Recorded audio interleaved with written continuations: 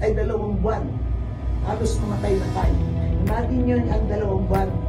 Daw, kapag nanganganak, di ba, ang normal, 2 kilos, di ba? Supposedly, ano yan, 2 to 3 kilos, di ba? Yung natin sa akin, 1.8 kilos. Napakaliit, butot, balat. Ang hininga ng bata, gasping. Sa ganun na lang siya. Sabi ko, ano nangyari dyan? Sabi nga ng doktora, nagtatayin ko ito. Kailan pa? Mula nung pinanganak. Ha? Mula nung pinanganak. Nakakailan tayo yan? 2 po. Ha? Ano, saan dinala yan? Hindi mo pinapacheck up ko nga po eh. Sabi gano'n sa akin.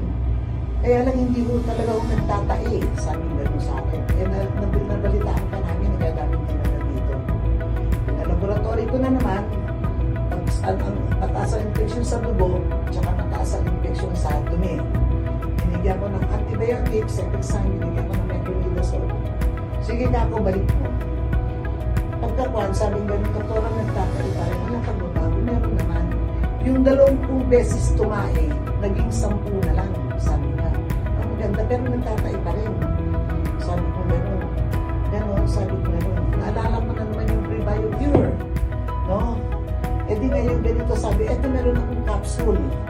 Etong capsule na to, buksan mo, kasi 2 ounce ng ano ng anak mo, 1/4 lang ilagay mo.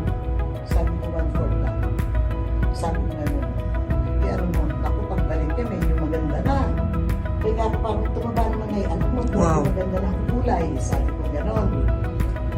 Tapos sabi yun, alam mo doktora, unang-unang nilagay ko, ayaw niyang inumin. Kasi nung tinikman ko, napakapait, super pait.